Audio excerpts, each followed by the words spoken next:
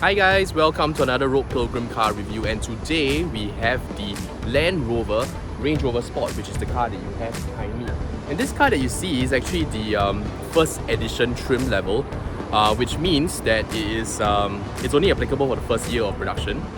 But this isn't the exact car that you're going to be able to buy in Singapore. And I'll talk you through some of the differences later. The version that you have in Singapore is actually the HSE or the SE.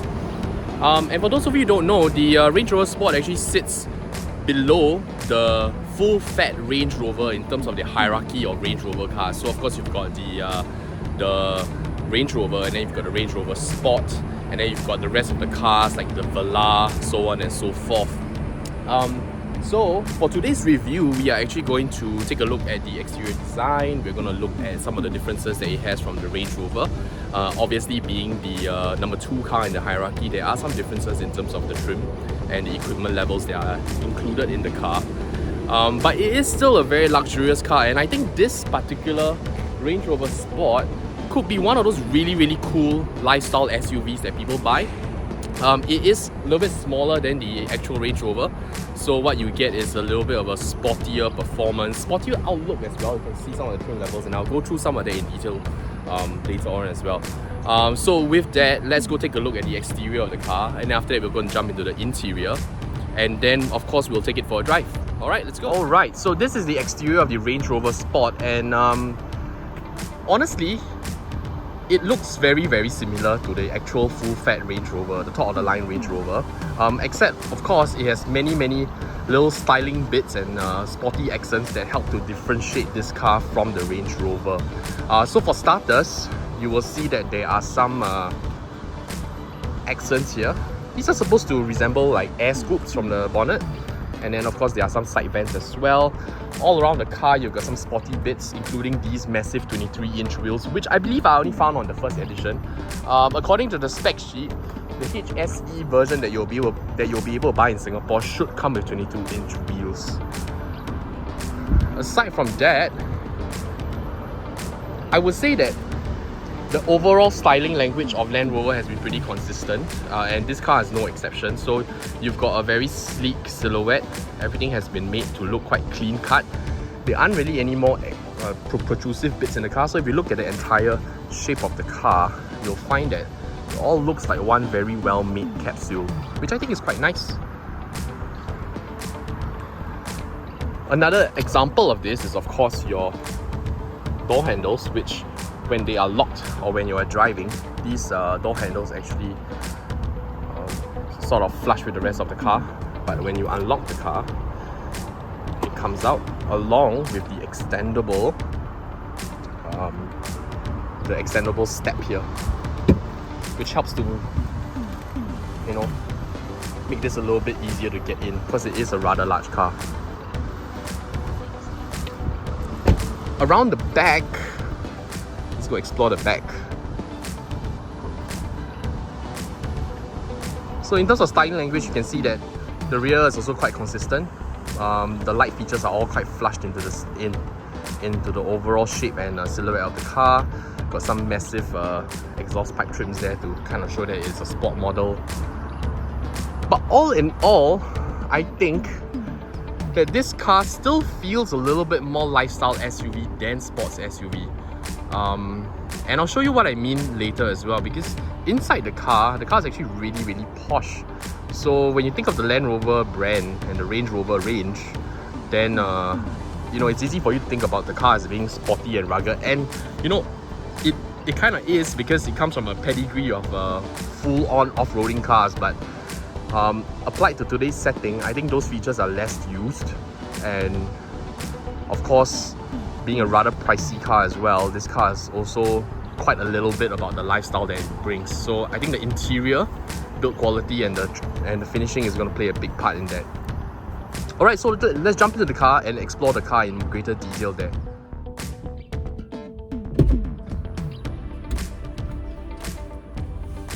Alright, so jumping into the car, and you can see how easy it was for me to jump into the car despite this being quite a large car.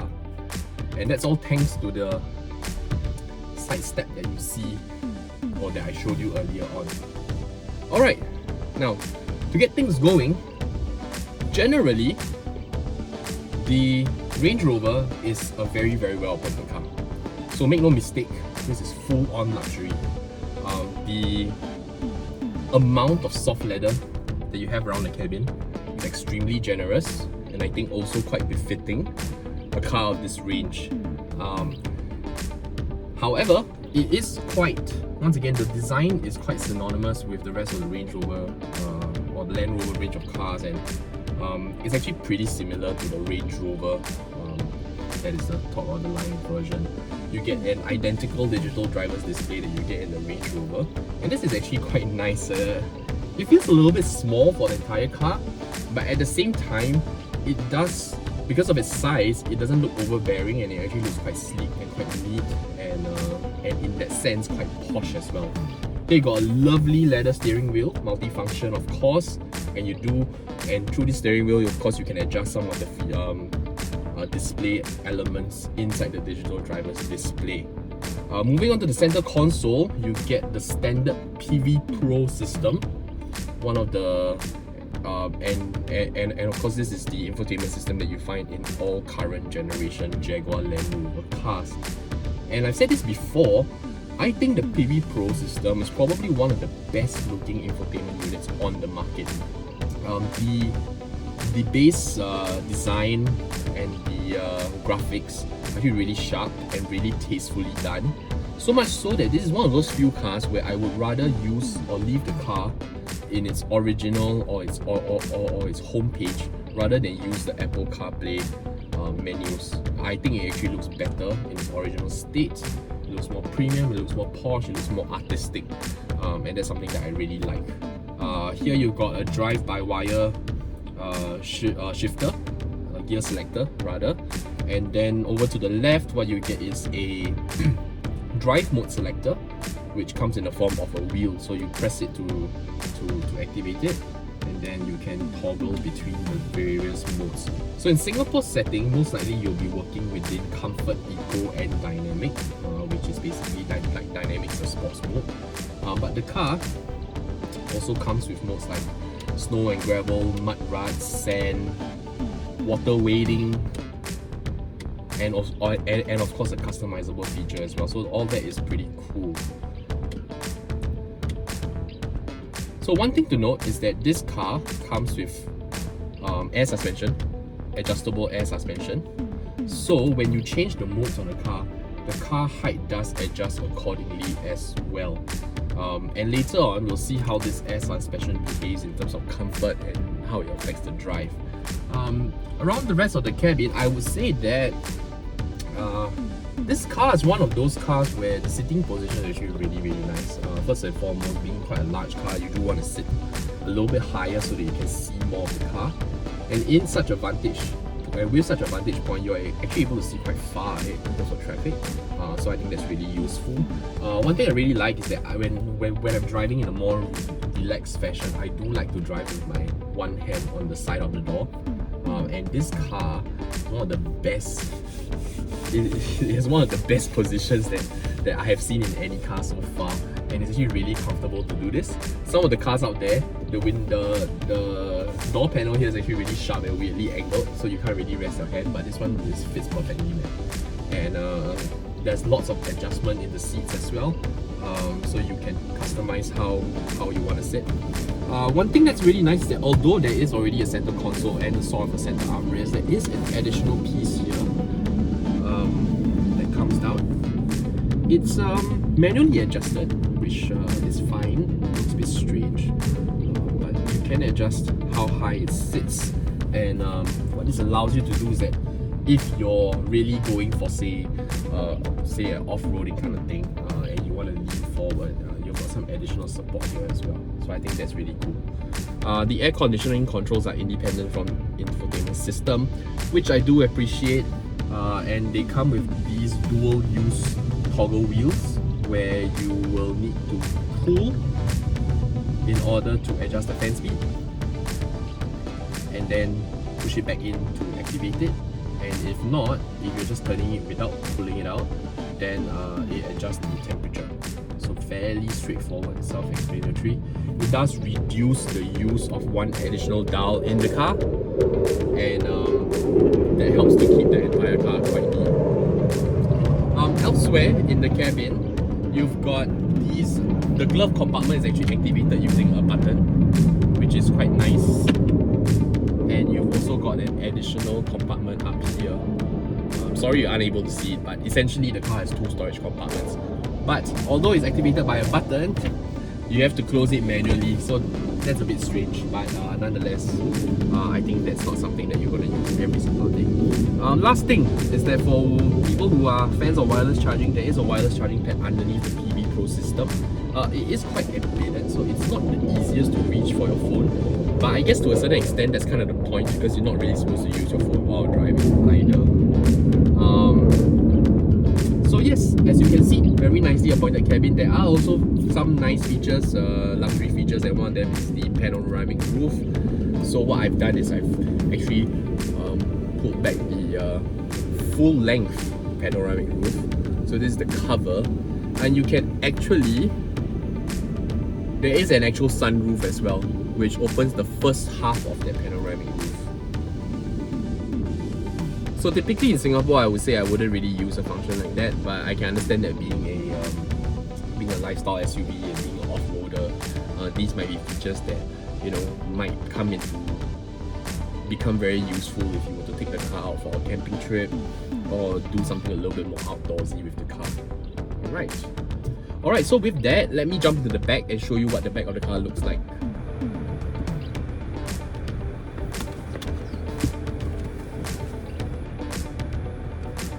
Okay, so this car is pretty spacious at the back.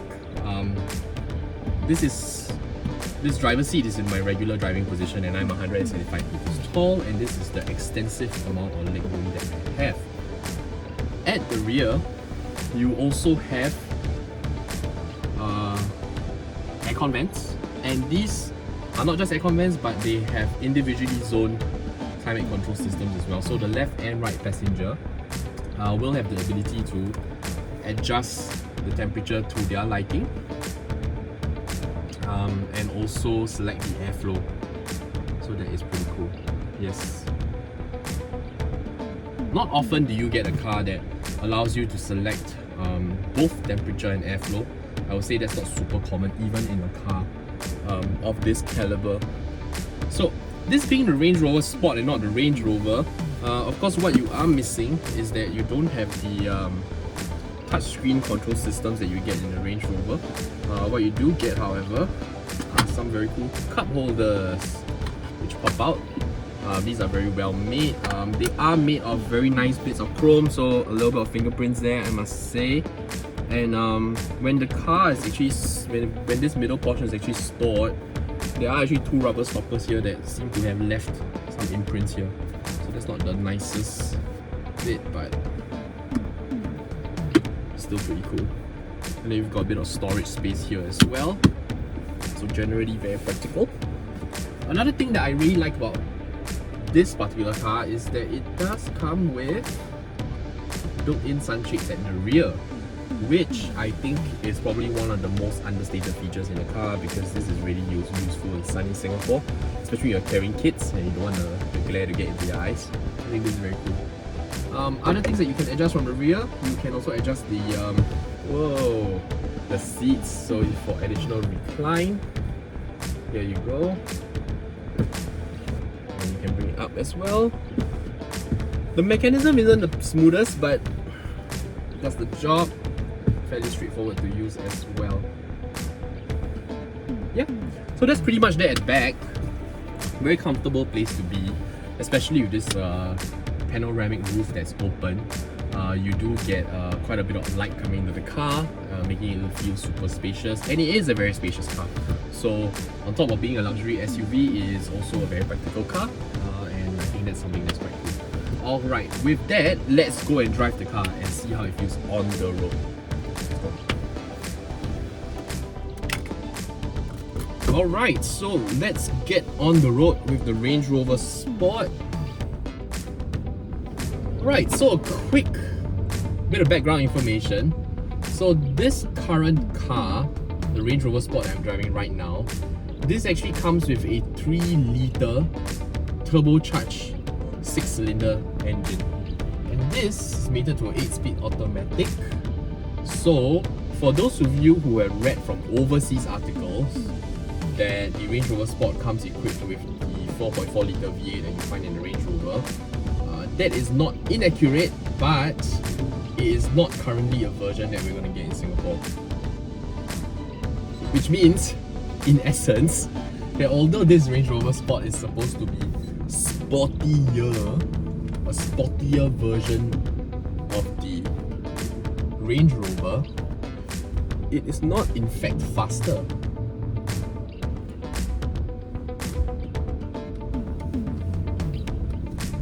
That said, however, this car is quite a breeze to drive, and although it packs just about 400 horsepower, 550 Newton meters of torque, which is not particularly impressive by performance car standards, it is still able to deliver a very, very brisk drive.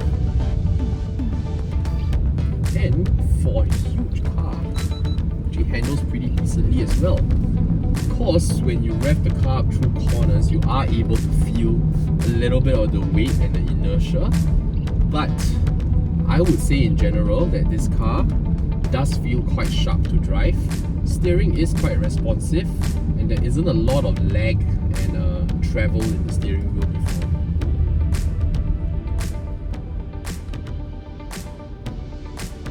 Got a bit of traffic here.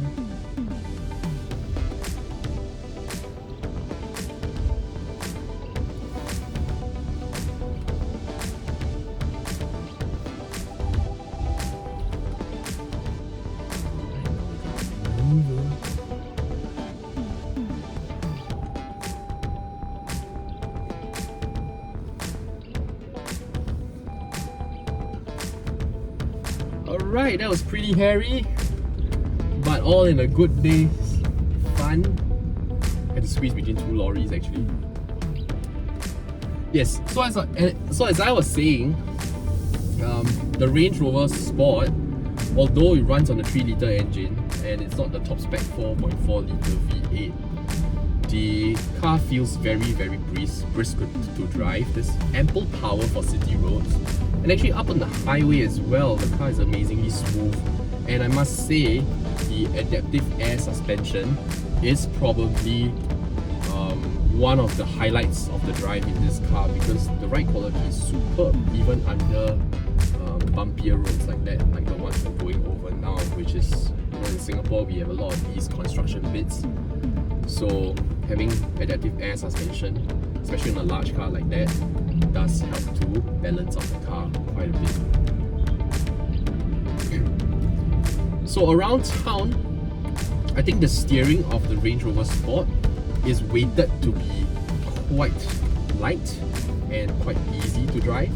However, when we were up on the highways earlier, I did find that the steering was a little bit light at higher speeds, and when you're going around small, soupy, fast speed corners, it does give you a little bit more assurance if the steering is a bit more heavy, and therefore it helps you to kind of moderate your steering input so that the car doesn't feel so jerky, right? And of course, you know, this is still somewhat down to the driver. So of course, if you got a steady hand, you wouldn't have much problems with this. But I just kind of feel that with a heavier steering than the one available on the Range Rover Sport, you will probably have a bit of an easier time going through such corners with ease. But other than that, I think the steering was set up like that to kind of facilitate town driving, which ironically I think is the place where the Range Rover Sport is most likely going to be used. It's not a cheap car, I'm gonna say, and in fact it costs more than the BMW X6, and it costs more than the Audi SQ8, which are both very, very good cars.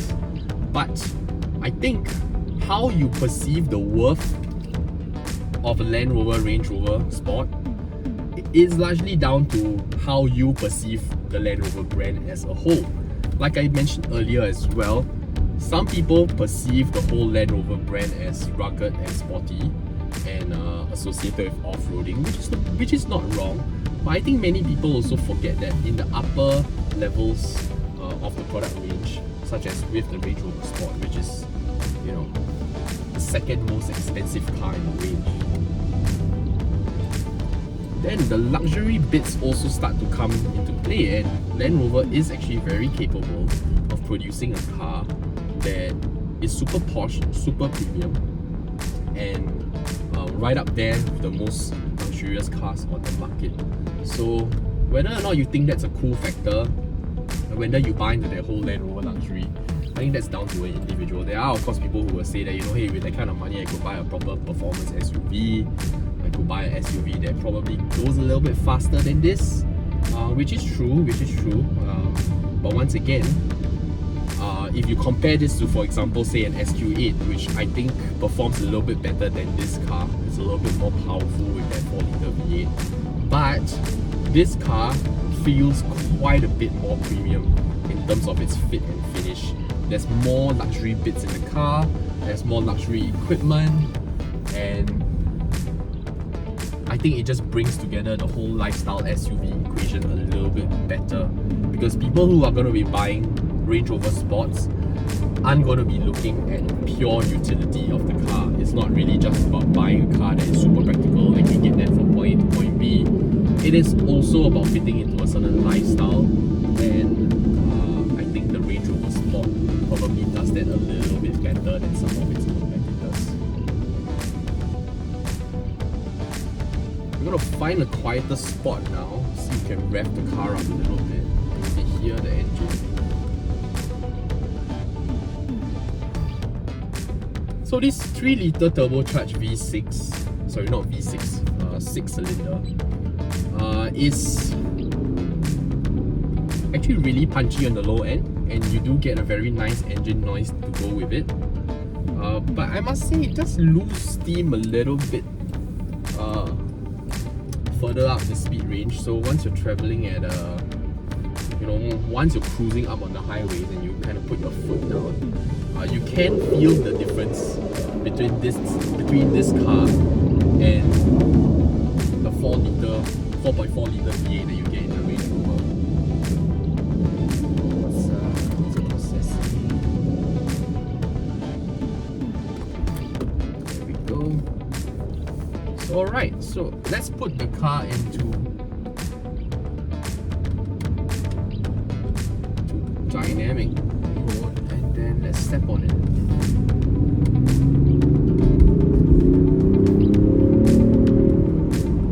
It's quite a decent sound you get there actually.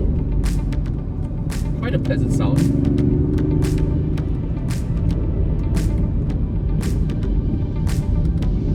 But once again, because this car is equipped with a 3-litre and not a 4.4-litre V8, you do get some performance drop off, and to be very honest, although the name of the car is a Range Rover Sport, I would probably employ it a little bit more as a high-end luxury lifestyle SUV that just so happens to have a little bit of extra juice when you need it. But I definitely would not treat this car as a performance SUV, because it just simply doesn't have that straight line speed.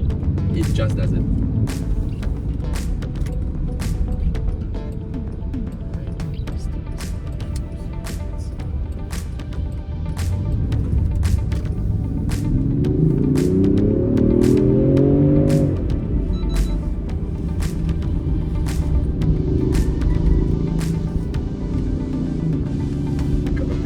Squill there.